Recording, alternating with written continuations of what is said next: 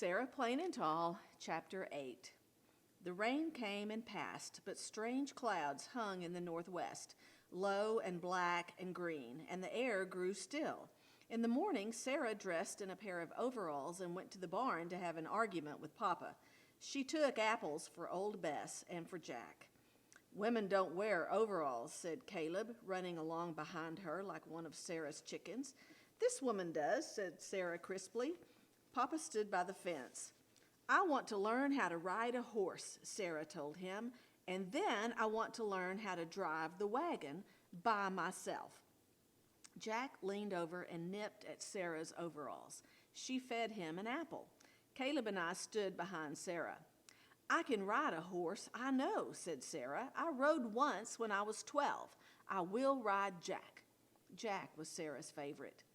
Papa shook his head. "Not Jack," he said. "Jack is sly." "I am sly too," said Sarah stubbornly. Papa smiled. "Yeah," he said, nodding, "but not Jack." "Yes, Jack." Sarah's voice was very loud. "I can teach you how to drive a wagon. I have already taught you how to plow. And then I can go to town by myself." "Say no, Papa," Caleb whispered beside me. "That's a fair thing, Sarah," said Papa. "We'll practice." The soft rumble of thunder sounded. Papa looked up at the clouds. "Today? Can we begin today?" asked Sarah. "Tomorrow is best," said Papa, looking worried. "I have to fix the house roof. A portion of it is loose, and there is a storm coming." "We," said Sarah. "What?" Papa turned. "We will fix the roof," said Sarah. "I've done it before. I know about roofs. I'm a good carpenter. Remember, I told you." There was thunder again, and Papa went to get the ladder. "Are you fast?" he asked Sarah. "I am fast, and I am good," said Sarah, and they climbed the ladder to the roof. Sarah, with wisps of hair around her face, her mouth full of nails, overalls like Papa's. Overalls that were Papa's. Caleb and I went inside to close the windows. We could hear the steady sound of hammers pounding the roof overhead. "Why does she want to go to town by herself?" asked Caleb. "To leave us?" I shook my head, weary with Caleb's questions. Tears gathered at the corners of my eyes. But there was no time to cry, for suddenly Papa called out, "Caleb, Anna!" We ran outside and saw a huge cloud, horribly black, moving toward us over the north fields. Papa slid down the roof, helping Sarah after him. "A squall!" he yelled to us. He held up his arms, and Sarah jumped off the porch roof. "Get the horses inside," he ordered Caleb. "Get the sheep, Anna, and the cows. The barn is safest." The grasses flattened. There was a hiss of wind, a sudden pungent smell. Our faces looked yellow in the strange light. Caleb and I jumped over the fence and found the animals huddled by the barn. I counted the sheep to make sure they were all there and herded them into a large stall. A few raindrops came, gentle at first, then stronger and louder, so that Caleb and I covered our ears and stared at each other without speaking. Caleb looked frightened, and I tried to smile at him. Sarah carried a sack into the barn, her hair wet and streaming down her neck. Papa came behind, Lottie and Nick with him, their ears flat against their heads. "Wait," cried Sarah, "my chickens!" "No, Sarah," Papa called after her, but Sarah had already run from the barn into a sheet of rain. My father followed her. The sheep nosed open their stall door and milled around the barn, bleating. Nick crept under my arm, and a lamb, Maddie with the black face, stood close to me, trembling. There was a soft paw on my lap, then a gray body. Seal. And then, as the thunder pounded and the wind rose and there was the terrible crackling of lightning close by, Sarah and Papa stood in the barn doorway, wet to the skin. Papa carried Sarah's chickens. Sarah came with an armful of summer roses. Sarah's chickens were not afraid, and they settled like small red bundles in the hay. Papa closed the door at last, shutting out some of the sounds of the storm. The barn was eerie and half-lighted, like dusk without a lantern. Papa spread blankets around our shoulders, and Sarah unpacked a bag of cheese and bread and jam. At the very bottom of the bag were Sarah's shells. Caleb got up and went over to the small barn window. "What color is the sea when it storms?" he asked Sarah. "Blue," said Sarah, brushing her wet hair back with her fingers, "and gray and green."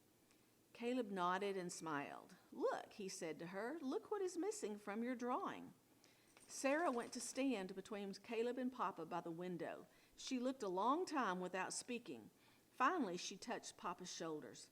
"We have squalls in Maine, too," she said, "just like this. It will be all right, Jacob."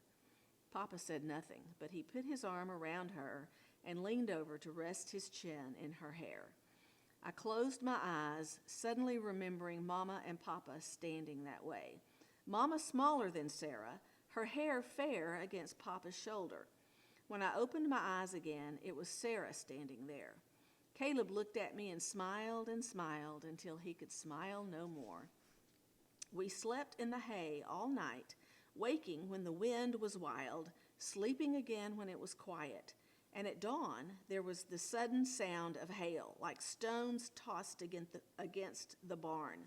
We stared out the window, watching the ice marbles bounce on the ground. And when it was over, we opened the barn door and walked out into the early morning light. The hail crunched and melted beneath our feet. It was white and gleaming for as far as we looked, like sun on glass, like the sea. Chapter 9. It was very quiet. The dogs leaned down to eat the hailstones. Seal stepped around them and leaped up on the fence to groom herself. A tree had blown over near the cow pond, and the wild roses were scattered on the ground as if a wedding had come and gone there. "I'm glad I saved an armful," was all that Sarah said. Only one field was badly damaged, and Sarah and Papa hitched up the horses and plowed and replanted during the next 2 days. The roof had held. "I told you I knew about roofs," Sarah told Papa, making him smile. Papa kept his promise to Sarah. When the work was done, he took her out into the fields, Papa riding Jack, who was Sly, and Sarah riding Old Bess. Sarah was quick to learn. "Too quick," Caleb complained to me as we watched from the fence. He thought a moment. "Maybe she'll fall off and have to stay here." "Why?" he asked, turning to me. "Why does she have to go home?" "Hush up, Caleb," I said crossly. "Hush up." "I could get sick and make her stay here," said Caleb. "No." "We could tie her up." "No." And Caleb began to cry, and I took him inside the barn where we could both cry. Papa and Sarah came to hitch the horses to the wagon so Sarah could practice driving. Papa didn't see Caleb's tears, and he sent him with an axe to begin chopping up the tree by the pond for firewood. I stood and watched Sarah, the reins in her hands, Papa next to her in the wagon. I could see Caleb standing by the pond, one hand shading his eyes, watching too. I went into the safe darkness of the barn then, Sarah's chickens scuttling along behind me. "Why?" I asked out loud, echoing Caleb's question. The chickens watched me, their eyes small and bright. The next morning, Sarah got up early and put on her blue dress. She took apples to the barn, she loaded a bundle of hay on the wagon for Old Bess and Jack, and she put on her yellow bonnet. "Remember Jack," said Papa, "a strong hand." "Yes, Jacob." "Best to be home before dark," said Papa. "Driving a wagon is hard if there's no full moon." "Yes, Jacob." Sarah kissed us all, even my father, who looked surprised. "Take care of Seal," she said to Caleb and me, and with a whisper to Old Bess and a stern word to Jack, Sarah climbed up in the wagon and drove away. "Very good," murmured Papa as he watched, and after a while he turned and went out into the fields. Caleb and I watched Sarah from the porch. Caleb took my hand, and the dogs lay down beside us. It was sunny, and I remembered another time when a wagon had taken Mama away. It had been a day just like this day, and Mama had never come back. Seal jumped up to the porch, her feet making a small thump. Caleb leaned down and picked her up and walked inside.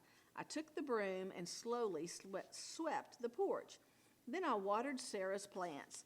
Caleb cleaned out the wood stove and carried the ashes to the barn, spilling them so that I had to sweep the porch again. "I am loud and pesky," Caleb cried suddenly. "You said so, and she is gone to buy a train ticket to go away." "No, Caleb, she would tell us."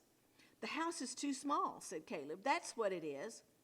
"The house is not too small," I said. I looked at Sarah's drawings of the fields pinned up on the wall next to the window. "What is missing?" I asked Caleb. "You said you knew what was missing." "Colors," said Caleb wearily, "the colors of the sea." Outside, clouds moved into the sky and went away again. We took lunch to Papa, cheese and bread and lemonade, and Caleb nudged me. "Ask him. Ask Papa." "What has Sarah gone to do?" I asked. "I don't know," said Papa. He squinted at me, and then he sighed and put one hand on Caleb's head, one on mine. "Sarah is Sarah. She does things her way, you know." "I know," said Caleb very softly. Papa picked up his shovel and put on his hat. "Ask if she's coming back," whispered Caleb. "Of course she's coming back," I said. "Seal is here." But I would not ask the question. I was afraid to hear the answer. We fed the sheep, and I set the table for dinner. 4 plates. The sun dropped low over the west fields. Lottie and Nick stood at the door, wagging their tails, asking for supper. Papa came to light the stove, and then it was dusk. Soon it would be dark. Caleb sat on the porch steps, turning his moon snail shell over and over in his hand. Seal brushed back and forth against him. Suddenly, Lottie began to bark, and Nick jumped off the porch and ran down the road. "Dust!" cried Caleb. He climbed the porch and stood on the roof. "Dust! And a yellow bonnet!" Slowly, the wagon came around the windmill and the barn and the windbreak and into the yard, the dogs jumping happily beside it. "Hush, dogs," said Sarah, and Nick leaped up into the wagon to sit by Sarah. Papa took the reins, and Sarah climbed down from the wagon. Caleb burst into tears. "Seal was very worried," he cried. Sarah put her arms around him, and he wailed into her dress. "And the house is too small, we thought, and I am loud and pesky." Sarah looked at Papa and me over Caleb's head. "We thought you might be thinking of leaving us," I told her, "because you miss the sea." Sarah smiled. "No," she said, "I will always miss my old home, but the truth of it is I would miss you more." Papa smiled at Sarah, and then he bent quickly to unhitch the horses from the wagon. He led them to the barn for water. Sarah handed me a package. "For Anna," she said, "and Caleb, for all of us." The package was small, wrapped in brown paper with a rubber band around it. Very carefully, I unwrapped it, Caleb peering closely. Inside were 3 colored pencils. "Blue," said Caleb slowly, "and gray and green." Sarah nodded. Suddenly, Caleb grinned. "Papa," he called, "Papa, come quickly. Sarah has brought the sea." We eat our night meal by candlelight, the 4 of us. Sarah has brought candles from town, and nasturtium seeds for her garden, and a book of songs to teach us. It is late, and Caleb is nearly sleeping by his plate, and Sarah is smiling at my father. Soon there will be a wedding. Papa says that when the preacher asks if he will have Sarah for his wife, he will answer, "Yeah." Autumn will come, and then winter, cold with the wind that blows like the wind off the sea in Maine. There will be nests of curls to look for, and dried flowers all winter long. When there are storms, Papa will stretch a rope from the door to the barn so we will not be lost when we feed the sheep and the cows and Jack and old Bess. And Sarah's chickens, if they aren't living in the house, and Sarah's chickens, if they aren't living in the house. There will be Sarah's sea, blue and gray and green, hanging on the wall. And songs, old ones and new, and Seal with yellow eyes. And there will be Sarah, plain and tall. The